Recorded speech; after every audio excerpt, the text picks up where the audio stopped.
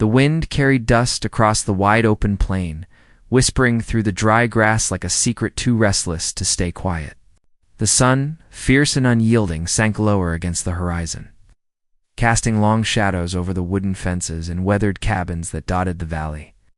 In that land, life was measured not by years, but by endurance, how long one could withstand the droughts, the loneliness, and the silent weight of promises that often went unfulfilled. It was a place where women waited, where men rode away and sometimes never came back, and where strangers could change the course of a life with just a step into town she had been waiting for as long as she could. Remember waiting for a kind husband who might see her heart before her hands, who might notice the quiet strength behind her eyes instead of just the chores she did from dawn until nightfall. The settlement was full of people who believed patience was a woman's duty. They said good men were scarce, and good women had to keep their hopes folded away like a letter tucked in a Bible, yellowed with time but still legible. She kept that hope alive, though the seasons had passed one after another, each year testing her resolve. Her days were simple, but never easy. She rose before the first streak of light, tying her hair back before fetching water from the well. The wood had to be chopped, the bread had to rise, and the garden demanded her care in the stubborn soil. She did it all with hands that bore no jewels, only calluses that told their own story. Yet even in the hardest labor, her heart ached with a longing she never dared to speak aloud. For in that longing was both her strength and her sorrow. She waited for a man who would not just claim her, but protect her, cherish her, and perhaps smile at her in a way that did not make her feel small.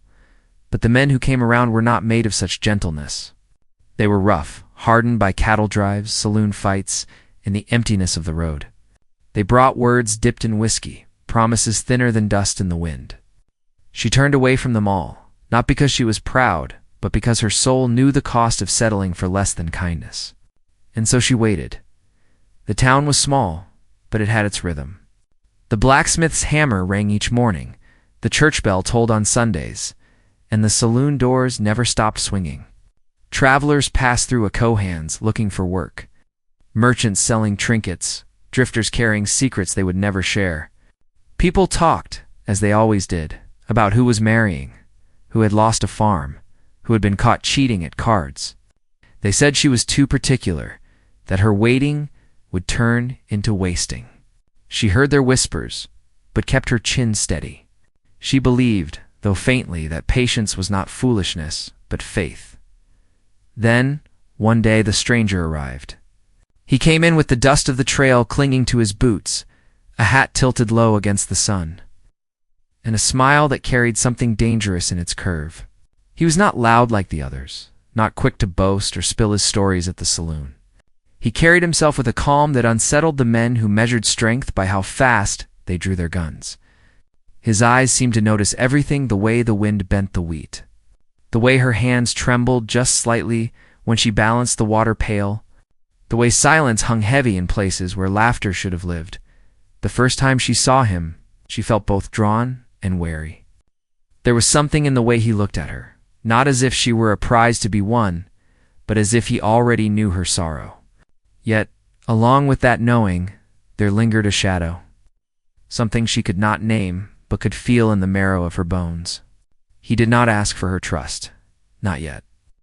But his presence seemed to promise something she had never dared to hope for: protection. Still, it came with a weight, as though the promise itself carried a cost she had not begun to measure. The town was quick to whisper about him. Some said he had come from the south, running from a past best left unspoken. Others swore he had been seen with lawmen on his trail. No one could say for certain, and he never offered an explanation. Yet, the more people speculated, the more she found herself caught in the quiet pull of his presence. He did not flatter her, did not try to charm her with hollow words. Instead, he offered something far more unsettling, a dangerous smile that suggested he could stand against the storms of this world and, if she allowed, stand for her as well. But could she trust him? That question wrapped itself around her heart tighter each day. She had prayed for a kind husband, someone steady and safe, yet here was a stranger who seemed to carry fire in his veins. He was not the answer she had pictured in her dreams. But perhaps life in the valley never answered prayers in the way one expected. Sometimes protection came not with softness, but with steel, and safety was found in the shadow of danger itself. The nights grew longer, and the air seemed charged with something new since his arrival. The old routines no longer felt the same. When she knelt to light the fire, she caught herself wondering if he would pass by. When she walked into town, she felt eyes following her, not just his, but the town's, curious and watchful. Everyone waited to see what choice she would make. For in a place where survival depended on who stood beside you, choosing a protector was more than a matter of the heart. It could mean the difference between life and ruin. One evening, as the sun bled across the horizon and the coyotes called in the distance, she found herself standing at the edge of her fence. The stranger approached, his boots slow on the dirt road, his hand resting lightly on the brim of his hat. He stopped just a few feet away, his shadow falling over her as the light dimmed. His smile returned, that same dangerous promise flickering at the corners of his lips. He said nothing at first, only letting the silence stretch between them until the weight of it pressed on her chest when he finally spoke. His voice was low, steady, carrying both comfort and warning. "You've been waiting a long time," he said. "I reckon the waiting's over now." Her breath caught, torn between fear and the strange spark of hope. She had wanted kindness. She had prayed for gentleness. Yet here stood a man who offered something far more complicated. He offered to stay, to shield, to protect, but with it came shadows of a past she did not know, dangers she could not yet see.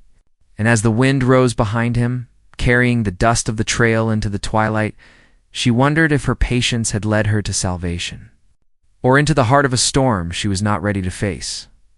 Would she step into the promise of his protection? Or would the stranger's dangerous smile become the beginning of her undoing? The answer lingered, just out of reach, waiting for the next turn of fate. The night after the stranger's words, she barely slept. The sound of the coyotes seemed louder than usual, their cries pulling at her nerves until every shadow outside the window felt alive. She turned on her narrow bed, staring at the beams above her, listening to the groan of the house settling into the cold. His voice echoed in her mind again, low and steady, telling her the waiting was over. She had dreamed of someone saying those words, but not in such a way. They carried weight, like a promise carved into stone. And she wondered if such words could ever be undone. The stranger lingered in town over the days that followed. He didn't rush to make himself known, but his presence spread across the small settlement like ripples in water. At the blacksmith shop, he helped lift heavy iron with a strength that made others glance twice. At the general store, he spoke politely to the owner, but with a firmness that suggested he never begged for what he wanted. In the saloon, he drank slower than most men, his hand always resting near the edge of his holster, though he never touched the gun without reason.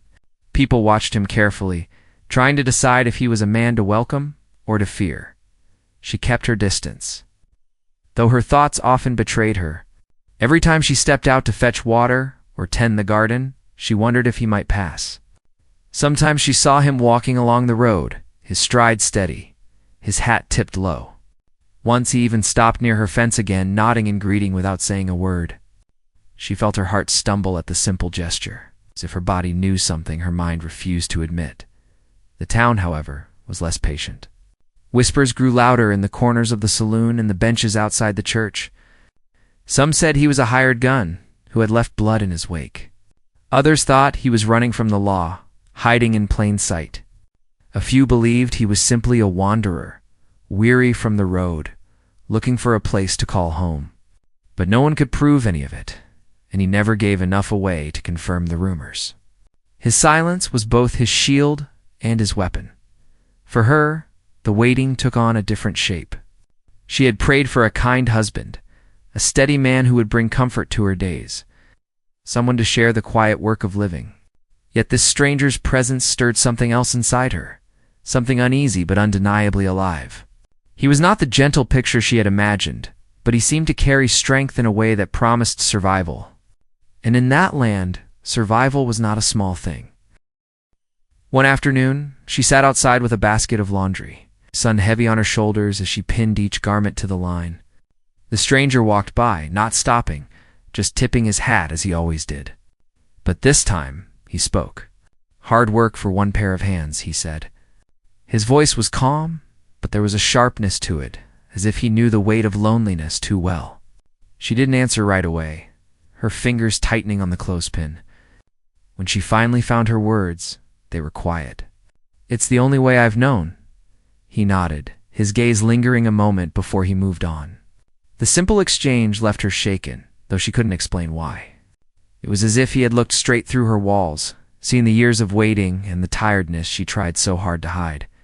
She wanted to believe his presence meant safety, yet there was a question tucked inside her chest. What price came with that safety? The older women in town began to warn her. They said she ought to be careful, that men like him carried storms with them. "Danger follows a dangerous smile," one whispered as they shelled peas by the fire.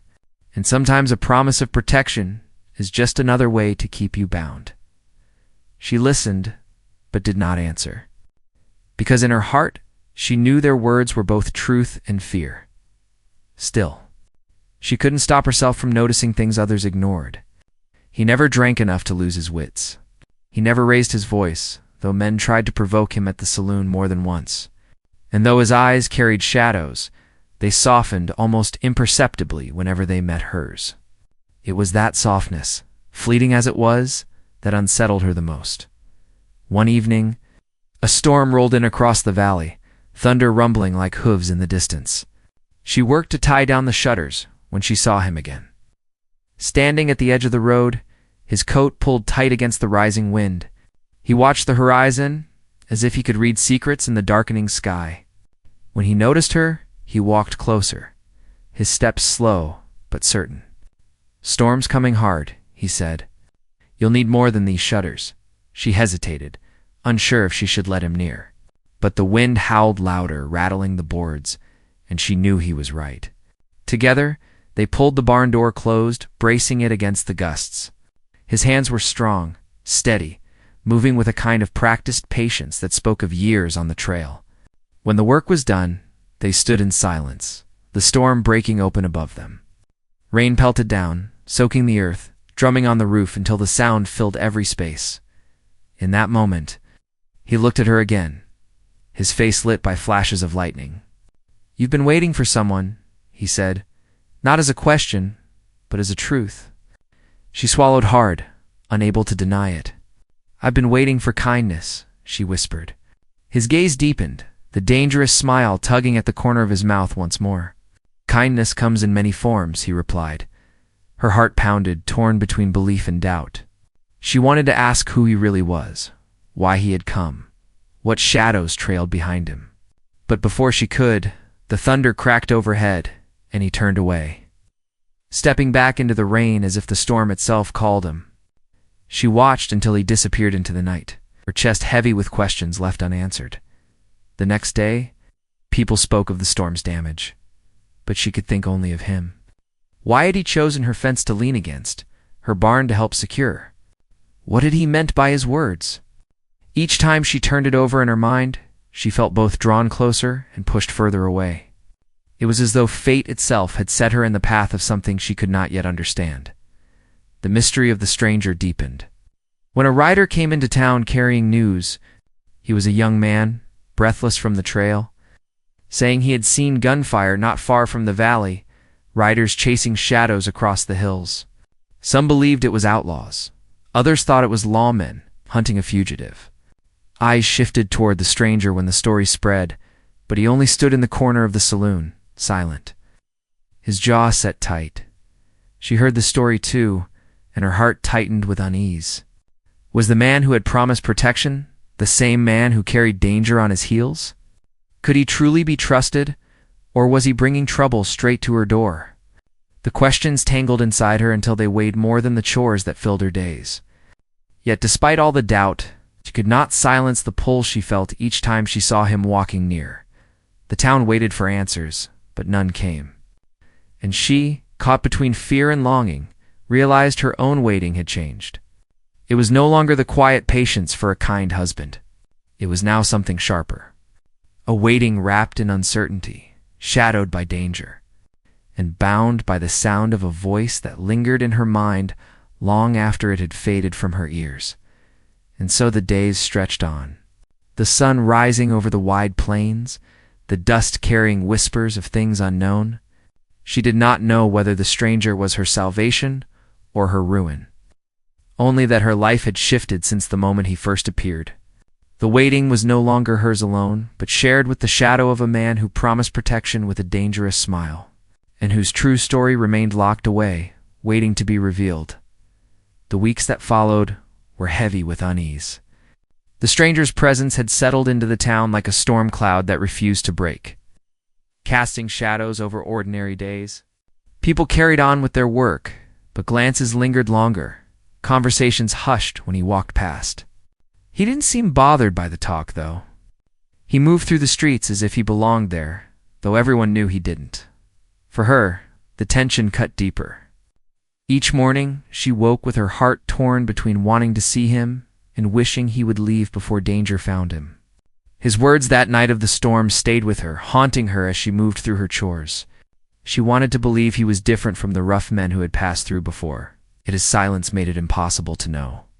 He was a closed book, and she found herself aching to turn the page. The first sign of real trouble came with the riders. 3 men, strangers themselves, entered town one hot afternoon. Their horses were tired, but the men rode with a kind of confidence that made people step back from the street. They wore dust and leather, and their eyes scanned the town like hunters searching for prey. They stopped at the saloon, tied their horses, and went inside. By nightfall, everyone knew their questions had one name attached. They wanted to know about the man who had arrived weeks ago. It's the one with the dangerous smile and a quiet way of carrying himself. Whispers spread faster than fire in dry grass. Some said the riders were bounty hunters. Others swore they were outlaws themselves, looking for revenge. The truth was lost in speculation, but one thing became clear: they were not here for peace. When she heard the news, her stomach twisted. She imagined the stranger's steady gaze, his calm voice, and wondered if he had known this moment would come all along. That night she saw him again. He stood at the edge of town, near the corral, his figure dark against the pale glow of the moon. She almost turned back, but something inside her pushed her forward. He didn't move when she approached, only lifted his head slightly as if he had been waiting. "They're looking for you," she whispered. He gave no sign of surprise. "I figured they would." Her breath caught. "Is it true?" "What'd they say?" "That you're running from something?" His silence stretched until she thought he would not answer. Then slowly he said, "I'm not running. I'm standing. Sometimes that looks the same." His words left more questions than answers. But his eyes, dark and unreadable, seemed to hold a truth he couldn't yet share. She should have walked away. But instead, she found herself stepping closer. "Will they bring trouble here?" she asked, her voice trembling. He turned his gaze toward the mountains in the distance. Trouble follows where it wants. "Best you remember that." His tone wasn't unkind, but it carried the weight of warning. She realized then that he hadn't promised her safety without cost. In the days that followed, the riders made themselves known. They spoke to townsfolk with sharp voices, demanding to know the stranger's business. They lingered at the saloon, watching, waiting. The sheriff, a tired man who kept the peace more with patience than with force, tried to keep matters calm, but even he seemed uneasy. He had little power against men determined to find blood. The stranger, however, never flinched. He carried on as before, walking through town with that same quiet confidence. Some people began to respect him for it, whispering that maybe he was the kind of man who could stand against danger. Others feared him even more, believing the riders were proof that his past was darker than he let on. For her, the conflict grew sharper. She wanted to ask him everything, to demand the truth of who he was, but each time she saw him, the words failed. Instead, she found herself caught in the smaller moments, his steady hand as he helped a farmer mend a broken wheel, the way he paused to let a child pass on the street, the slight tilt of his head when he noticed her watching. These glimpses of quiet humanity warred against the rumors, leaving her heart restless and confused. Meanwhile, another tension grew in town. A local rancher, a man with too much pride and too little patience, began to see the stranger as a threat. He had always kept an eye on her, though she had never encouraged him. With the stranger nearby, his watchfulness turned sour. He muttered loud enough for others to hear that outsiders brought ruin, and women foolish enough to be charmed by them would regret it. His bitterness fanned the flames of suspicion already brewing. She felt the weight of it when she went to church on Sunday. The pews creaked under familiar faces, but the air was thick with judgment. She could feel the whispers pressing against her back, not just about him, but about her own silence.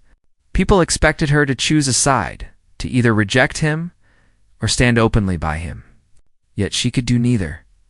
Trapped between her longing for kindness and her fear of what he carried with him, the riders stayed longer than anyone expected. Each day they circled the town like wolves testing fences, and each day the stranger remained calm. Still, she could see something building in his eyes, a tension that even his dangerous smile couldn't hide. It was as though he was waiting not for them to leave, but for the inevitable moment when waiting would no longer be enough. One evening, she found him sitting near the well outside town. His hat tilted back, the sky painted in shades of fire as the sun fell. She hesitated, then walked to him. For a long while, they sat in silence, listening to the crickets rise with the dark. At last, she spoke. "I don't know why you're here, but I know you've changed things. Not just for me, for everyone." He studied her face, his expression unreadable. Sometimes a man doesn't choose where he belongs. Sometimes the place chooses him. She swallowed, her heart unsteady. And what if the place doesn't want him? His mouth curved, that same smile that unsettled her every time. Then he waits. Same as you've been waiting. Her breath caught. And for a moment she thought he might tell her more, that the walls around his story might finally break. But then a sound shattered the moment, the echo of hooves, fast and urgent, carrying toward town. They both turned, eyes narrowing at the sight of a rider racing through the dusk. Dust rose in his wake, and even from a distance, she could feel the weight of trouble coming closer. The rider pulled into town, breathless and shouting. His words carried down the street, stirring fear in every ear. Outlaws had been spotted near the canyon, armed and restless, and some believed they were heading this way. The news struck like a match on dry kindling. People rushed to secure their homes. Mothers gathered their children.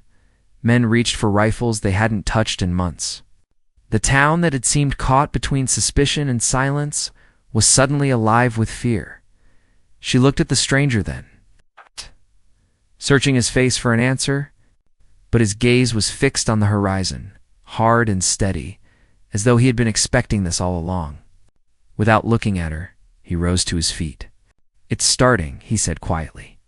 And before she could ask what he meant, he walked toward the heart of town, leaving her with the sound of hooves still echoing in her ears and the chilling thought that, whatever storm was coming, it was far from over. The news of outlaws near the canyon changed everything in a single evening. The calm routines of the small settlement broke apart like glass under pressure. Men gathered in the saloon with rifles leaning against the wall, their voices low and sharp as they argued about what to do. The sheriff tried to keep control, but his voice carried no authority compared to the rising tide of fear. Women hurried their children inside, locking shutters though. Everyone knew thin boards would never stop bullets. The air itself felt heavier, as if danger had already arrived and was simply waiting for the right moment to step out of the shadows. She watched all of this unfold with a sinking weight in her chest. Her hand shook as she tried to steady the lantern on her table, the flame flickering wildly.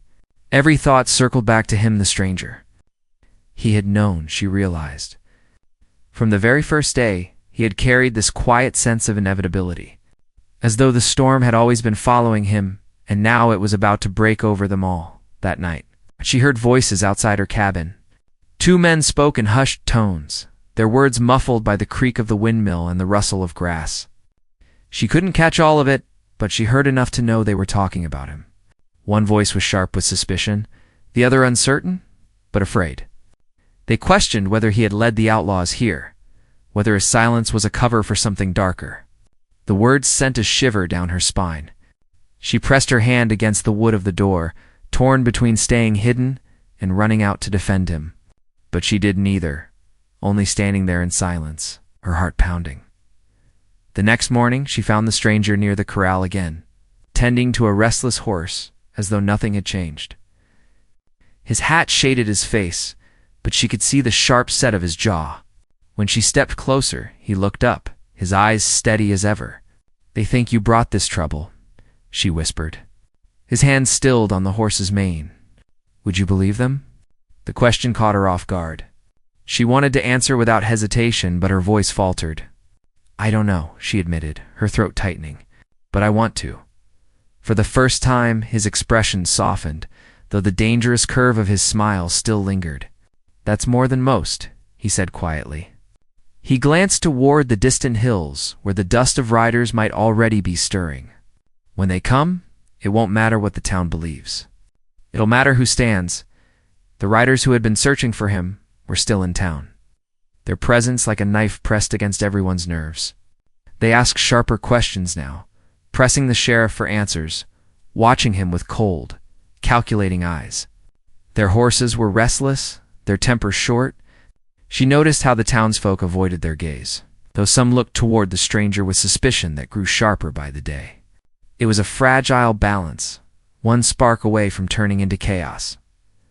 By late afternoon, the sound of hooves echoed again across the valley. Dust rose along the ridge, and figures appeared against the horizon. Even from a distance, there was no mistaking the way they rode fast, reckless, armed. The outlaws had come closer. The sheriff called the men of the town together, urging them to prepare, but fear was already gnawing at their courage. Some whispered of hiding, of abandoning the town until the danger passed. Others spoke of standing their ground, though their voices shook as they said it. Through it all, the stranger remained quiet. He leaned against the fence, watching the dust rise. His eyes narrowed as if he were measuring the distance, not in miles, but in moments. She found herself drawn to him again, unable to look away. "What are you going to do?" she asked, her voice trembling.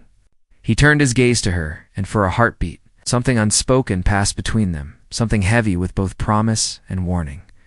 "What I've always done," he said. "Stand where I must."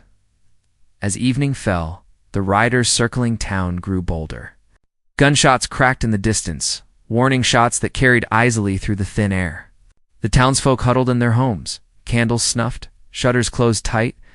The saloon, once noisy with arguments, had gone silent. Every man with a rifle clutched it close, though few had steady hands. The tension pressed down like a storm that refused to break. She sat by her window, the lantern unlit, watching shadows move in the street. In the darkness, she saw him walking slow and steady, his boots striking the dirt with purpose. He carried no rifle, only the revolver at his hip, yet his presence was more commanding than all the armed men combined. Something in his calm unsettled her as much as it reassured her. He was not afraid, but fear seemed to follow him. Clinging to those who crossed his path, the rancher, who had always watched her too closely, chose this moment to stir trouble. Fueled by suspicion and pride, he cornered the sheriff in front of the saloon, shouting that the stranger was to blame. His voice carried loud enough for every ear in town to hear. "He brought this storm, and if we don't drive him out, we'll all be buried in it." The words lit a fire under the gathered crowd. Fear turned into anger, and all of it pointed toward the man standing quietly in the street. The stranger didn't flinch. His hand rested lightly on his holster, but he didn't draw. He let the rancher's shouts echo through the night, his eyes locked on him with a calm that only made the crowd more restless. She stood frozen at her window, her heart hammering, as she realized the town was on the edge of choosing violence, not against the outlaws, but against the man who might have been their only defense. The sheriff raised his hands, trying to quiet them, but his voice broke under the noise. The riders beyond the ridge must have heard the shouting too. The distant gunfire grew closer, sharper, like thunder rolling downhill. The outlaws were not waiting any longer. Panic spread. Men who had been ready to turn their guns on the stranger now turned their faces toward the horizon. torn between fear of the enemy outside and the threat they believed was standing among them. The rancher shouted again, his hand on his rifle, his face red with fury. The moment stretched tight, ready to snap. She couldn't breathe. Every instinct told her to run outside, to stand between them, to stop what was about to unfold. But her legs refused to move, rooted in both terror and the weight of choice. If she spoke, she would bind herself to him, to whatever storm he carried. If she stayed silent, the town might tear itself apart before the outlaws even arrived. The stranger finally spoke, his voice cutting clean through the chaos. "If you think I brought this here, then let me be the one to face it." His words silenced the crowd for a heartbeat. The rancher's shout caught in his throat. The stranger's dangerous smile returned, faint but steady. "But don't mistake fear for wisdom. The storm doesn't care what you believe. It's coming either way." At that moment, a single shot rang out from beyond the ridge, louder and closer than before. The bullet struck the dirt at the edge of town, sending dust into the air. The outlaws had arrived. The townsfolk scattered, some rushing for cover, others fumbling with rifles they had no practice firing. The rancher cursed, his voice breaking with fear as much as rage. The sheriff barked orders, trying to rally the men. But the sound of approaching hooves drowned out his words. She pressed her hand to the window, her breath shallow, her eyes fixed on the man standing alone in the street. The stranger didn't move. He stood like a shadow carved from stone, his hand hovering just above his holster. His eyes locked on the horizon where riders emerged one by one from the dust. Their silhouettes grew clearer with each pounding heartbeat, weapons glinting in the faint moonlight. The town was seconds away from breaking open, fear ready to shatter into chaos. And in the center of it all stood the man who had promised protection with a dangerous smile. Waiting for the storm to strike, the riders came thundering into town like a storm breaking loose, their hooves pounding the dirt, their shouts carrying sharp through the night air. Gunfire cracked, splintering wood from shutters and fences, sending sparks into the dark. The townsfolk scattered, pulling loved ones inside, clutching rifles with trembling hands. Chaos spread fast, but in the middle of it stood the stranger, calm and unyielding, his hand steady at his holster. The first outlaw charged ahead, firing wild, his horse cutting across the street. Before the townsfolk could even cry out, the stranger moved. His revolver cleared leather with a speed so clean it looked more like instinct than skill. One shot rang out, and the charging rider fell from his saddle, the horse bolting past into the shadows. Silence clung for a heartbeat before the storm broke open again. The townsmen fired back now, fear twisting into resolve as they saw the stranger stand tall against the riders. The sheriff, though weary, rallied what courage he had left, shouting for them to hold the line. The outlaws circled, firing from every angle, their faces hardened with hunger for blood and plunder. Yet for every shot that rang out, the stranger was there, his movements sharp and precise, cutting through the chaos with a focus that carried the weight of years lived on the edge. From her window she watched, her chest tight, her breath caught somewhere between prayer and terror. The man she had feared, the one she had questioned, was now the shield between the town and ruin. His dangerous smile no longer looked like a threat. It looked like a vow, carved into the night with every step he took. Every shot he fired, the rancher who had turned the town against him faltered as the storm grew worse. His voice, once so loud with anger, cracked under the sound of gunfire. He lifted his rifle, but his hands shook too hard to steady the aim. She saw it, the fear that hollowed out his pride. The stranger noticed too, stepping into the open where bullets whistled past, not to taunt, but to protect, standing in the gap where others faltered. The battle raged until the night seemed endless. But slowly, the outlaws began to break. One by one, they fell to the steady aim of the townsfolk, or fled back toward the hills, unwilling to meet the fire they had stirred. When the dust finally cleared, the bodies of the fallen lay scattered, their horses gone, the echoes of violence fading into the valley. The town, shaken and breathless, stepped out from hiding. Mothers clutched children tighter, men lowered rifles with hands still trembling. The sheriff, weary but alive, offered words of thanks to those who had stood their ground. But the eyes of everyone turned to the stranger, standing in the street, with smoke still curling from his revolver. He didn't boast. He didn't speak. He only looked at the horizon as though the storm wasn't over yet. She stepped from her cabin, her legs weak, her dress torn where she had pressed too hard against the wood. Walking toward him felt like walking into the unknown, yet she did not stop. The crowd parted as she neared, their whispers soft, waiting to see what choice she would make. When she reached him, she saw the lines on his face clearer than ever, carved deep from years of hardship. His eyes were tired but unbroken. "You saved them," she said. Her voice quiet but certain. He shook his head, holstering the revolver with calm precision. "They saved themselves when they found courage. I only stood where I had to." She wanted to ask the questions that had burned inside her since the day he arrived. Who had been chasing him? What blood marked his past? Why had he chosen this place, this town, her fence, her door? But in the silence between them, she realized some answers mattered less than what stood before her now. He had carried danger, yes, but he had also carried the strength to face it when no one else could. The riders who had been searching for him approached the next morning. They walked with caution, their hats pulled low, their faces marked by long roads. The sheriff stood ready, his hand near his gun, but the stranger raised a hand, stopping him. "They came for me," he said simply. The men looked at him, their gazes sharp, and for a long moment it seemed another storm might break. But then one of them nodded. "Debt's paid," he said, his voice flat. "What you did here speaks louder than any trail behind you." With that, they turned and rode out, leaving dust in their wake and a silence that felt almost like relief. The town was never the same after that night. People looked at one another differently, having faced death together and survived.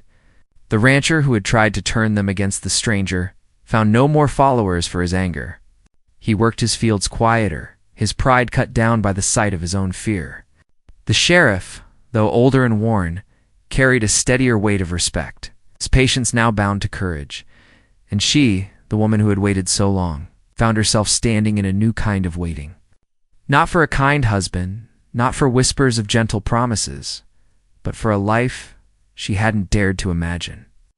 The stranger had given no declarations, no sweet words or vows, but his presence, his steady gaze, his choice to stand, it all carried a truth deeper than anything spoken.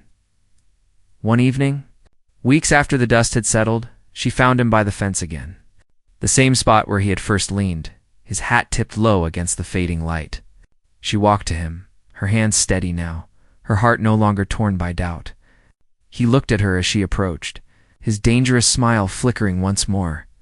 "You're still here," she said. Softly. "Storm hasn't called me away yet," he replied. His voice was calm, but beneath it lay the same weight that had always followed him. She stood close. The air between them quiet, filled only by the distant sound of crickets and the soft rustle of the wind. "You told me once that kindness comes in many forms," she whispered. "I think I understand now." He tilted his head, his eyes searching hers. "And what do you see?" "I see a man who carries shadows," she said, "but also a man who stood when no one else would. Maybe kindness doesn't always look gentle. Maybe sometimes it looks like protection, even when it's dangerous." For a long moment he said nothing. Then his smile deepened, not sharp this time, but softer, worn at the edges. "Then you've been waiting for the right thing all along." The sun dipped lower, painting the sky in gold and fire. She knew his past might never be free of shadows, that danger might always walk a few steps behind him. But she also knew the choice before her wasn't about fear. It was about trust. And trust, she realized, was the truest form of hope. The town carried on, rebuilding fences, mending broken walls, planting crops in soil that still bore the scars of hooves and blood. Life in the valley was never easy, but it was steady, shaped by the hands of those who endured. And among them, the story of the stranger lingered not as a tale of fear, but as a memory of the night when one man's dangerous smile became the promise of protection, and when a woman's long waiting finally found its answer. In the end, she had not been wrong to hope. Waiting had not been wasted. For sometimes the prayers of the lonely are answered not in the shape of gentleness, but in the form of strength, willing to stand against the storm. And in that truth she found her peace.